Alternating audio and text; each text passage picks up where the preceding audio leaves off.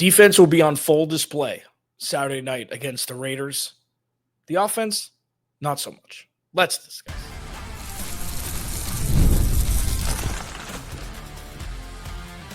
You are Locked On Cardinals, your daily Arizona Cardinals podcast.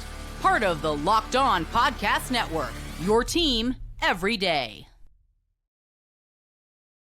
Cardinals, Alex Clancy here. Follow me on Twitter, Clancy's Corner. Follow the podcast at Locked On AZ Cards. Thank you for making Locked On Cardinals your first listen. Free wherever you get your podcast and on YouTube, part of the Locked On Podcast Network, your team every day. Please go to the YouTube channel. Search Locked On Arizona Cardinals. Hit that subscribe button, man. Turn notifications on. You know the drill. Be an everydayer. Damn it. It's time. I don't know why it's time. I just think it's time. It's Friday. It's time. All signs are pointing to ready. I'll discuss what I mean, kind of leapfrogging what's going on Saturday night, kickstarting next week. I'll discuss. The offense is rinse and repeat tomorrow. Yeah, discuss that in the second segment. The defense is the fun part. I feel like the defense is going to be the fun part to break down, to watch, to analyze, to give opinions on for the entirety of the 2025 season. It's the focal point. And, you know, there's some pushback on that. Well, why is it not the offense? The quarterback's making all the money, and Trey McBride and Marvin Harrison Jr. If it wasn't the focal point, they would have signed more talent on the offense. Not saying the offense needs an exorbitant amount of talent, but they made a conscious decision, Monty Ossenfort, Jonathan Gannon, et al., to load up. And they did. So while most of those players aren't playing tomorrow night, the defense will be on display because, unlike the offense, the depth for the defense isn't set yet entirely.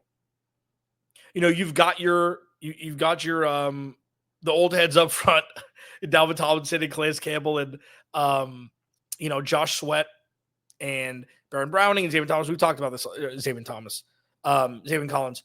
We've talked about this a lot, but what isn't set yet is in case bleep happens. The contingency plan. That's a great Chris Rock old joke. Shouldn't insurance be called in case bleep? Anyways, I thought that was funny. So, and there's nobody here to laugh. So that's centralized around a couple different people. Cody Simon is one. I'm guessing Will Johnson may play a series or two. I don't know if that is worrisome or if the rookie just needs more reps. Playing cornerback's tough. Maybe they want to see, without a shadow of a doubt, that Max Melton is the guy, or that Will Johnson is the guy. I don't know. I'm probably not the latter. I would assume not the latter, with Max Melton not playing last week and Will Johnson playing. Keaton Crawford, you want to see. Denzel Burke, you're going to see. Darren Hall, I know that we're kind of digging deep here in the last preseason game, but if something were to happen to a safety, you need to see if Keaton Crawford can play. Had a pretty good first outing, not so great second outing. There were a couple of just obvious miscommunications between two rookies, with Denzel Burke and Keaton Crawford giving up a large chunk touchdown to Troy Franklin. But you want to see what the kid's got. And that's why I'm super excited to watch him play. I'm super excited to watch him play Saturday night. I'm excited to see what Will Johnson can do. If he can get a PBU, if he can not get a holding penalty or pass interference penalty. I mean, it's 6 of one, half a dozen of the other a lot of times. I know what the penalty difference is, but the actual act is, pretty similar at times.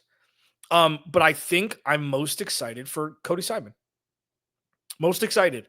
The off-ball linebacker spot is the weakest position the Cardinals have on defense, depth-wise. Mac Wilson is set. Cody Simon is set to back up Mac Wilson in the most recent depth chart. So does that mean that they won't move Cody Simon over to play alongside him? If that's the case, then Akeem Davis-Gaither's probably got the crown. That's where he is on the most recent depth chart. Owen Papel just doesn't seem to be any more than a special teams dude for this team, and that's fine. They need special teams dudes. But if Owen Papel's playing meaningful snaps for you, I don't think that that's the best position for the Cardinals to be in. So the defense this is a very important game, not only for the players who are playing, who are looking to make a roster spot, which is pretty much aside from rookies, what the majority of this game is on both sides. But it's important to see what the in case bleep happens on the defense looks like depth-wise. They have so many guys up front that they're kind of recession-proof. And not all the big bodies up front are created equal, naturally, when it comes to talent level, et cetera, and ceiling. But it's more the secondary for me and the backers in the middle of the field that just you need to know a little bit more than you know right now. And it's not too late. This is going to go well into the season also for these guys specifically. Like Keaton Crawford may not see the field in 2025. Cody Simon may not play 30 or 40% of the snaps anytime this year. We don't know. We don't know. There's only two of the dudes out there. So this is why these reps in the final preseason game, irrespective of what it's going to look like offensively on the offense, like offensively, it's going to offend you. What we're most likely going to see. These are very, very important and meaningful snaps for the younger dudes on defense. And it may not matter for this year, but this is the importance of preseason. While much maligned is the thought that preseason doesn't matter, by and large, for people who are starting anyways, it doesn't. The Bills lost by almost 40 to Chicago. I don't think anybody in Orchard Park's freaking out. But these depth guys, yeah, it's not just for roster spots. Predominantly for the rookies who want to make some sort of impact, whether this year or next year.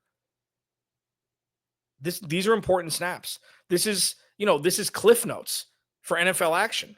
And again, it's not the same, of course. I mean, you're very smart people. It's obviously not the same. They're obviously not playing against top-tier talent, but like we've seen with Jordan Burch during the first 2 weeks, if one of these guys can pop, you'll see the differentiator between guys trying to make the roster on the Raiders offense and some dude who pops on the Cardinals defense. You can see a glaring, like we saw it with Jordan Burch. Perfect example.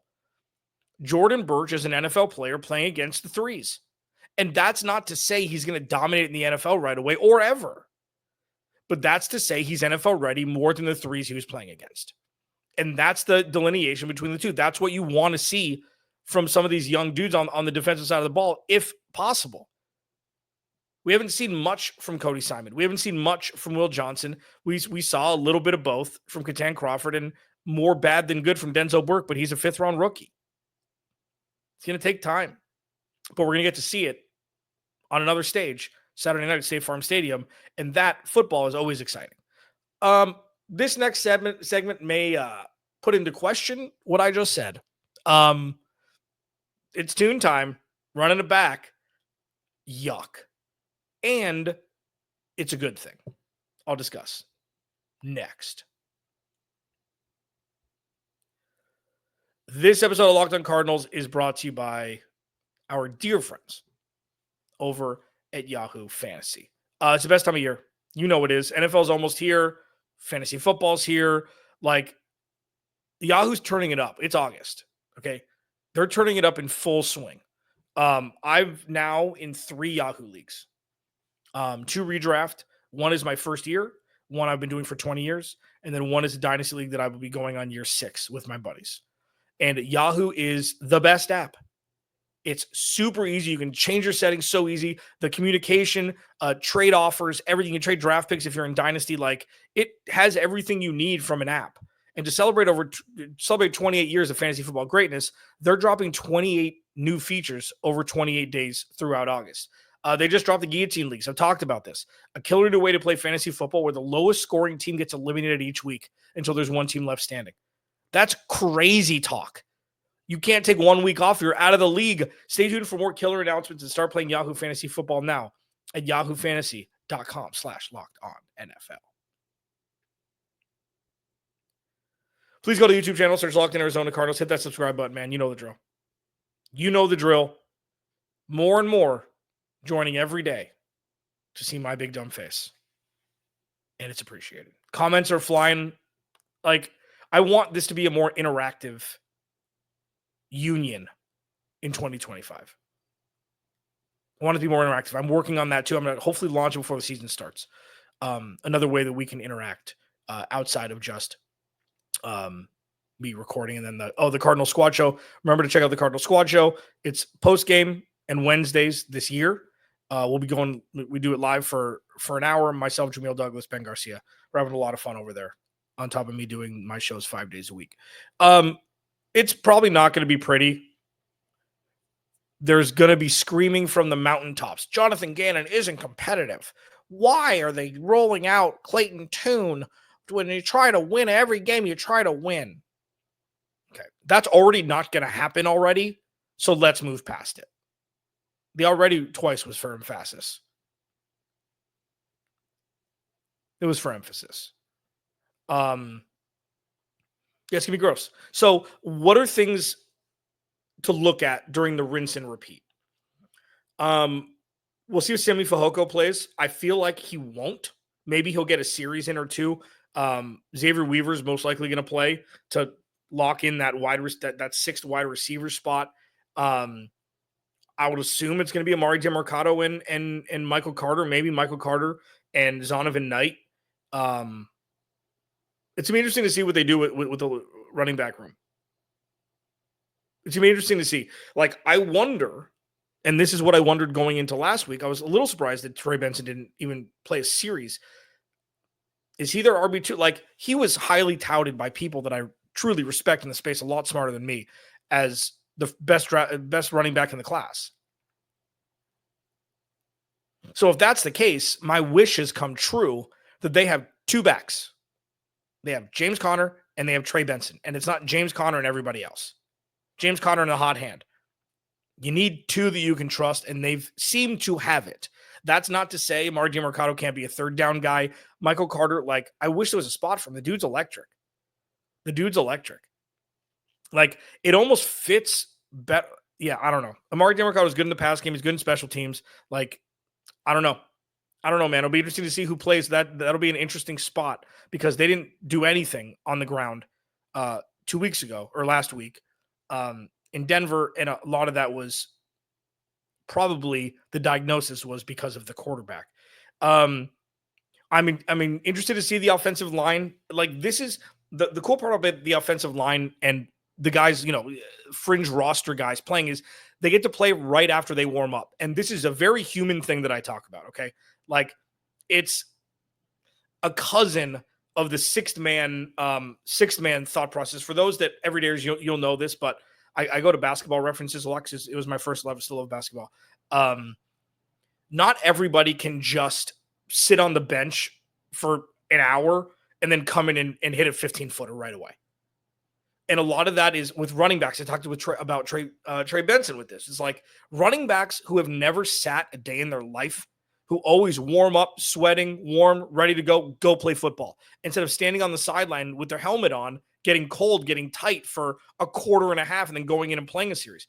The best version of any NFL player is one right when you get done warming up, you start playing football because you're ready to rip. And this isn't like a vacuum thing. It's like, it's just human. You're most ready to go when you've been warming up, doing those motions for the last hour. So it'll be interesting to see what the best version of the depth of the offensive line is for the Cardinals. And this is not second stringers. This is third and fourth string guys looking to make rosters. Okay. But this is going to be the best version you'll see of them because they'll be ready to go and haven't been sitting on the sideline for 2 hours. That sounds dumb, but I don't think it is. Clayton Toon, like, listen, the dude is always going to get a bad rap because he's playing with the threes and the fours. I don't know if he's a really bad quarterback or if he's nervous when he's out there. I mean, the dude almost took Houston to the they lost to the conference championship to, I think, Desmond Ridder in Cincinnati. Like, he won a bunch of games in college in a big school. So I'm taking away the Cleveland game from a couple years ago where he was the sitting duck. This is just kind of going through the motions, and I don't think that that's necessarily bad. Like, he's an NFL player. Obviously, he's competitive, man, but it's just, I don't know. It's probably going to be gross. But all of this is a good thing. All of this is a good thing. That means the offense is set. I touched on this earlier in the week. The offense is set. No questions. You got your starters. You had your starters before last week. So whether you agree or disagree that this is what they should have done this offseason, that doesn't matter right now because it's too late for that. What matters is the Arizona Cardinals are in lockstep with who their go-to guys are to start on game day. That's not always the case. It's usually the case going to the third preseason game, but it's not always the case. And whether you believe there's enough talent or not, that doesn't matter right now because this is what it's going to be week 1, 2 weeks from now. And I think it could be in much worse conditions than it is. So with that, all signs point to the Arizona Cardinals being more prepared for a season to start than they have been in the last 4 years. And I'm including 2022. I'll discuss why as we finish up the week here. Yeah, man. Like, all signs point to them being ready to rip. And it's exciting. So get excited. Dang it. I'll talk about it next. This episode of Locked On Cardinals is brought to you by BetterHelp. These days, it feels like there's advice for everything. Cold plunges, gratitude journals, screen detoxes. But how do you know what actually works for you? With so much information online about mental health and wellness, it can be overwhelming to figure out what's true and what will actually help. And that's where talking to a licensed therapist through BetterHelp can make all the difference. You get real personalized guidance instead of just guessing based on something you saw on social media. With over 30,000 therapists, BetterHelp is the world's largest online therapy platform, serving more than 5 million people. It's easy to fit into your schedule, too. Just click to connect, and you can even switch therapists at any time if you need. Talk it out with BetterHelp. Our listeners get 10% off their first month at betterhelp.com/lockedon. That's BetterHelp, HELP.com/lockedon.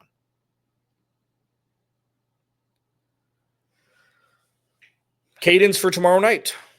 I will be going live for a quick postcast, reaction show, 10, 12 minutes, and then immediately following that, the Cardinal Squad Show will be going live for an hour with myself, Jamil Douglas, and Ben Garcia, talking about the game, talking a little future pacing stuff, I would think, because the game is kind of, it's happenstance at this point. We'll see. I mean, obviously, we'll touch on if any of the fringe starters, the rookies, rotational guys play well. Cody Simon, Will Johnson, Keaton Crawford, Denzel Burke, to name a couple. But yeah, it's fascinating stuff. We're having a lot of fun over there, and you get to see me in kind of a different light than just the driver of the show. I'm good. I'm good with the Cardinals. I'm set. Confident. But confident is very difficult to translate when it's the Arizona Cardinals. And I get that. I've had a lot of friends with, people who listeners and my buddies and people that I just, talk sports with. It's like, well, how can you trust it? How can you trust that it's going to be different? And what I've been beating to people's heads on this show and outside of it is there's proof. There's actual physical proof that it's different. And then there's the tangible stuff, which, one of my favorite comments was what's your source? Trust me, bro. Yeah, I saw that. Can we get into the 2025, man? Even I know that that's played out. With Jonathan Gannon, it's like, this is an adult football team. Like, The proof is what we've watched since week 1 against the Washington Commanders in 2023. This organization is carried completely differently. And yes, of course, this year production needs to be had and they need to win more games than they lose, but they've never been more equipped to do so, especially with Jonathan Gannon as head coach. I mean, with all that we've been through, me being in this sports media space in Phoenix for 15 years and 9th season here hosting the show, like, I think I'm pretty well equipped to notate when things feel different. And I've never, even with BA, like BA was great, but he was, never in my 15 years here have I seen, heard things spoken so glowingly about a head coach. And the unison that this team carries themselves with. And that's coaching. That's tangible evidence of good leadership and good coaching. As I stated yesterday, Jonathan Gannon has to get a lot better in the decision-making in crunch time where you make the right choice, you win, you make the wrong choice, you lose. I talked about that yesterday, I believe. He was in a lot of situations he had never been in as a head coach before last year. And I know that's not an excuse. It is an excuse. It's not a reason. It is an excuse for sure. I'll own that. But I can't help, and this is a reason. I think the reason for a lot of decisions made was because they had to mask the defense last year. And I said that from day one. I said the best defense the Arizona Cardinals have is their run game. Control the clock, keep the defense off the field. And this was all part of the plan. It was a 3-year rebuild. I'm sorry that some people thought that it should have been 2, but it was 3. Last year was, if nothing else, aside from how it ended, very promising.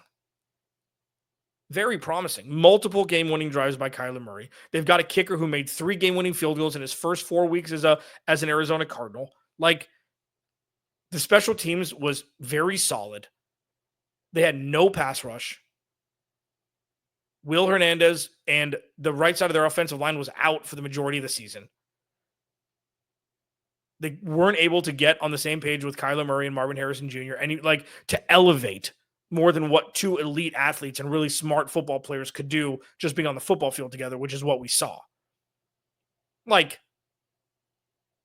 That was with a quarter of the defensive talent the Cardinals have now. Kyler Murray's first full year removed from ACL surgery. These aren't excuses. These are factual things that happened that are different from last year to this year, and especially from the end of the 2022 season when the guys took over to now. Factually, concretely different. So, cautious optimism? Sure. Expectations? Of course. But they're prepared for those expectations now. They're prepared to execute, roster-wise, leadership-wise. And that's what hasn't been happening, even in 2021, even with the last regime. They were never one unit prepared. They would always do the small things wrong. Always. I'm talking about the players. I'm not even talking about Cliff specifically. They just weren't a team. This is completely different. And it's not completely different because it's actually different. It's different because we've seen the changes. We've seen the difference. We've seen the metamorphosis from what it was to what it is now. Will it work? We got to see. Are they prepared more than they have been to execute? Unequivocally. So going into the final preseason game and going into that week off next week, I think Cardinals fans should take solace and take a breath and say, you know what? This is the best situation the Cardinals have been in a long time. Not just for this year, but for years to come. All signs point to ready. Alex Clancy, Locked On Cardinals. Bringing on some pretty good guests next week. Yeah, I'll talk about that on Monday. Alex Clancy, Locked On Cardinals. Remember, without you, there is no me. I'll talk to you Monday. Oh, no, I'll talk to you Saturday night, baby. I'll talk to you Saturday night and then on Monday. Pretend I said that cooler than I did.